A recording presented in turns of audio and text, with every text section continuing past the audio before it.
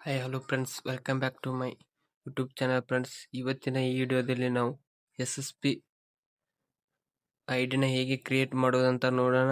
ಅದಕ್ಕೂ ಮುಂಚೆ ನಮ್ಮ ಯೂಟ್ಯೂಬ್ ಚಾನಲ್ನ ಯಾರು ಸಬ್ಸ್ಕ್ರೈಬ್ ಆಗಿಲ್ಲ ಬೇಗನೆ ಸಬ್ಸ್ಕ್ರೈಬ್ ಆಗಿ, ಹಾಗೆ ಪಕ್ಕದಲ್ಲಿರೋ ಬೆಲ್ ಐಕನ್ನ ಕ್ಲಿಕ್ ಮಾಡಿ ಮತ್ತು ಡಿಸ್ಕ್ರಿಪ್ಷನ್ನಲ್ಲಿ ನಮ್ಮ ಟೆಲಿಗ್ರಾಮ್ ಲಿಂಕ್ ಇದೆ. ಯಾರು ಜಾಯ್ನ್ ಇಲ್ಲ ಬೇಗನೆ ಜಾಯ್ನ್ ಆಗಿ ಫ್ರೆಂಡ್ಸ್.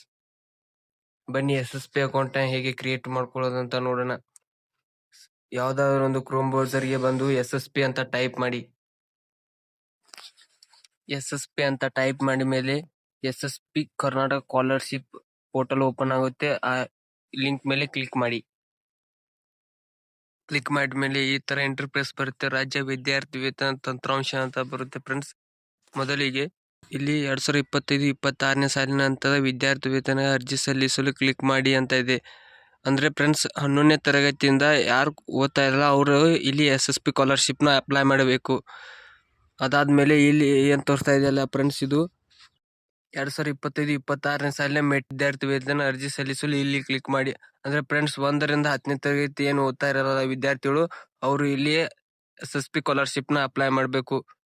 ನಾವು ಈಗ SSP ಅಕೌಂಟ್ನ ಹೇಗೆ ಕ್ರಿಯೇಟ್ ಮಾಡೋದು ಅಂತ ನೋಡ್ತಾ ಇದ್ದೀವಿ. ಇಲ್ಲಿ ಇದೆಯಲ್ಲ ಫ್ರೆಂಡ್ಸ್, ಇಲ್ಲಿ ಹೊಸ ಖಾತೆ ರಚಿಸಲು ಇಲ್ಲಿ ಕ್ಲಿಕ್ ಮಾಡಿ ಅಂತ ಇದರ ಮೇಲೆ ಕ್ಲಿಕ್ ಮಾಡಬೇಕು ಫ್ರೆಂಡ್ಸ್. ಕ್ಲಿಕ್ ಮಾಡಿದ ಮೇಲೆ ಮೊದಲಿಗೆ ಈ ತರ ಇಂಟರ್ಫೇಸ್ ಓಪನ್ ಆಗುತ್ತೆ.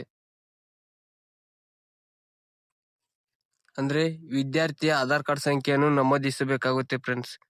ಇಲ್ಲಿ ನಿಮ್ಮ 12 ಡಿಜಿಟ್ ಆಧಾರ್ ಕಾರ್ಡ್ ನಂಬರ್ ಏನಿರುತ್ತಲ್ಲ ಅದನ್ನೇ ಎಂಟ್ರಿ ಮಾಡಬೇಕು. ಎಂಟ್ರಿ ಮಾಡಿದ್ಮೇಲೆ ಕ್ಲಿಕ್ ಟು ಪ್ರೊಸೀಡ್ ಅಂತ ಇದೆಯಲ್ಲ ಅದ್ರ ಮೇಲೆ ಕ್ಲಿಕ್ ಮಾಡಬೇಕು. ಕ್ಲಿಕ್ ಮಾಡಿದ ಮೇಲೆ ಈ ತರ ಇಂಟರ್ಫೇಸ್ ಬರುತ್ತೆ. ಗುರುತಿನ ದೃಢೀಕರಣ ಸೇವೆಗಳು ಅಂದ್ರೆ ಫ್ರೆಂಡ್ಸ್, ವಿದ್ಯಾರ್ಥಿಯ ಆಧಾರ್ ಕಾರ್ಡ್ ನಲ್ಲಿ ಹೇಗಿರುತ್ತಲ್ಲ ವಿದ್ಯಾರ್ಥಿ ಹೆಸರು ಮತ್ತು ಇಲ್ಲಿ ಆಧಾರ್ ಕಾರ್ಡ್ ನಲ್ಲಿ ಹೆಸರು ಎಂಟ್ರಿ ಮಾಡಬೇಕು. ಸೇಮ್ ಹೇಗಿರುತ್ತಲ್ಲ ಅದೇ ರೀತಿ ಎಂಟ್ರಿ ಮಾಡಬೇಕು. ಅದಾದ್ಮೇಲೆ ಇಲ್ಲಿ ಆಧಾರ್ ಕಾರ್ಡ್ ಸಂಖ್ಯೆಯನ್ನು ಎಂಟ್ರಿ ಮಾಡಬೇಕು ಫ್ರೆಂಡ್ಸ್. ಇನ್ನೊಮ್ಮೆ ಎಂಟ್ರಿ ಮಾಡಿದ್ಮೇಲೆ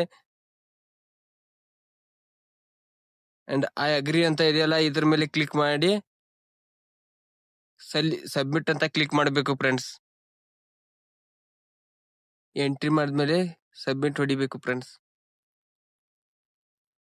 ಸಬ್ಮಿಟ್ ಆದ್ಮೇಲೆ ಫ್ರೆಂಡ್ಸ್, ಸಂಪರ್ಕ ವಿವರ ಕಾಂಟ್ಯಾಕ್ಟ್ ಡೀಟೇಲ್ಸ್ ಅಂತ ಕೇಳ್ತಾ ಇದೆ ಫ್ರೆಂಡ್ಸ್. ಮೊದಲಿಗೆ ಇಲ್ಲಿ ನಿಮ್ಮ ವಿದ್ಯಾರ್ಥಿಯ ಜೆಂಡರ್ನ ಸೆಲೆಕ್ಟ್ ಮಾಡಬೇಕು ಫ್ರೆಂಡ್ಸ್. ವಿದ್ಯಾರ್ಥಿಯ ಜೆಂಡರ್ನ ಸೆಲೆಕ್ಟ್ ಮಾಡಬೇಕು. ಇಮೇಲ್ ಐ ಡಿ ಎಂಟ್ರಿ ಮಾಡಬೇಕು. ಇಮೇಲ್ ಐ ಡಿ ಏನು ಕನ್ಸಿಡರ್ ಇಲ್ಲ, ಇಮೇಲ್ ಐ ಡಿ ಎಂಟ್ರಿ ಮಾಡ್ಲಿಕ್ಕೆ ಬಿ ನಡೆಯುತ್ತೆ ಫ್ರೆಂಡ್ಸ್. ಆದ್ಮೇಲೆ ಮೊಬೈಲ್ ನಂಬರ್ ಕಂಪಲ್ಸರಿ ಎಂಟ್ರಿ ಮಾಡಬೇಕು ಫ್ರೆಂಡ್ಸ್. ಅಂದ್ರೆ ಒಂದು SSP ಐ ಡಿ ಒಂದೇ ಮೊಬೈಲ್ ನಂಬರ್ ಲಿಂಕ್ ಇರಬೇಕು. ಆಲ್ರೆಡಿ ನಿಮಗೆ ಮೊಬೈಲ್ ನಂಬರ್ ಬೇರೆ ಯಾವ್ದು SSP ಐ ಡಿ ಲಿಂಕ್ ಇದ್ರೆ ಅದು ತಗೊಳ್ಳಲ್ಲ. ಈಗ ನೀವು ಹೊಸದಾಗಿ ನಂಬರ್ನ ಹಾಕ್ಬೇಕು ಫ್ರೆಂಡ್ಸ್. ಮೊಬೈಲ್ ನಂಬರ್ ಹಾಕಿದ್ಮೇಲೆ ಗೆಟ್ ಕ್ಲಿಕ್ ಮಾಡಿದ್ಮೇಲೆ OTP ಬರುತ್ತೆ. ಆ OTP ನ ಇಲ್ಲಿ ಎಂಟ್ರಿ ಮಾಡಬೇಕು. ಎಂಟ್ರಿ ಮಾಡಿದ್ಮೇಲೆ ಸಲ್ಲಿಸಿ ಅಂತ ಅದೆಲ್ಲ ಅದರ ಮೇಲೆ ಕ್ಲಿಕ್ ಮಾಡಬೇಕು. OTP ಎಂಟ್ರಿ ಮಾಡಿ ಸಲ್ಲಿಸಿ ಹೊಡೆದ್ಮೇಲೆ ಈ ತರ ಇಂಟರ್ಫೇಸ್ ಬರುತ್ತೆ. ಇಲ್ಲಿ ಮೊದಲಿಗೆ new password and confirm password ಅಂತ ಹಾಕ್ಬೇಕು. ಇಲ್ಲಿ ನ್ಯೂ ಪಾಸ್ವರ್ಡ್ ಆಮೇಲೆ ಕನ್ಫರ್ಮ್ ಪಾಸ್ವರ್ಡ್ ಯಾವ ತರ ಹಾಕ್ಬೇಕಂದ್ರೆ ಮೊದಲಿಗೆ SAGAR123 ಅಂದ್ರೆ ಒಂದು ಸ್ಪೆಷಲ್ ಕ್ಯಾರೆಕ್ಟರ್, ನಂಬರ್ಸು ಹಾಗೆ ನೇಮ್ ನ ಈ ರೀತಿ ಎಂಟ್ರಿ ಮಾಡಬೇಕು. ಇದೇ ರೀತಿ ಅಂತ ಹೇಳ್ತಲ್ಲ, ನಿಮ್ಮ ಹೆಸರು ಬೇಕಾದ್ರೂ ಹಾಕಿ ಎಂಟ್ರಿ ಮಾಡ್ಬೋದು. ಇಲ್ಲಿ ನ್ಯೂ ಪಾಸ್ವರ್ಡ್ ಕನ್ಫರ್ಮ್ ಪಾಸ್ವರ್ಡ್ ಹಾಕಿ ಸಲ್ಲಿಸಿ ಅಂತ ಇದೆಯಲ್ಲ ಅದ್ರ ಮೇಲೆ ಕ್ಲಿಕ್ ಮಾಡಬೇಕು. ಸಲ್ಲಿಸಿ ಕ್ಲಿಕ್ ಮಾಡಿದ್ಮೇಲೆ ಈ ತರ ಇಂಟರ್ಫೇಸ್ ಓಪನ್ ಆಗುತ್ತೆ. ಅಂದ್ರೆ ಇಲ್ಲಿ ಧನ್ಯವಾದಗಳು, ನಿಮ್ಮ ಖಾತೆಯು SSP ನಲ್ಲಿ ಯಶಸ್ವಿಯಾಗಿ ರಚಿಸಲಾಗಿದೆ.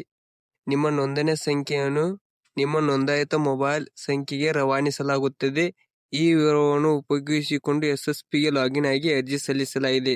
ಅಂದ್ರೆ ಫ್ರೆಂಡ್ಸ್, ನೀವು ಕೊಟ್ಟಿರೋ ಮೊಬೈಲ್ ನಂಬರ್ಗೆ SSP ID ಮತ್ತು ಪಾಸ್ವರ್ಡ್ ನ ಕಳಿಸಿರುತ್ತಾರೆ. ಆ ಪಾಸ್ವರ್ಡ್ ನ ಮತ್ತು SSP ID ನ ತಗೊಂಡು ಲಾಗಿನ್ ಮಾಡಿ SSP ಸ್ಕಾಲರ್ಶಿಪ್ ನ ಹಾಕ್ಬೇಕು. SSP ಸ್ಕಾಲರ್ಶಿಪ್ ನ ಹೇಗೆ ಹಾಕೋದಂತ ಮುಂದಿನ ವಿಡಿಯೋದಲ್ಲಿ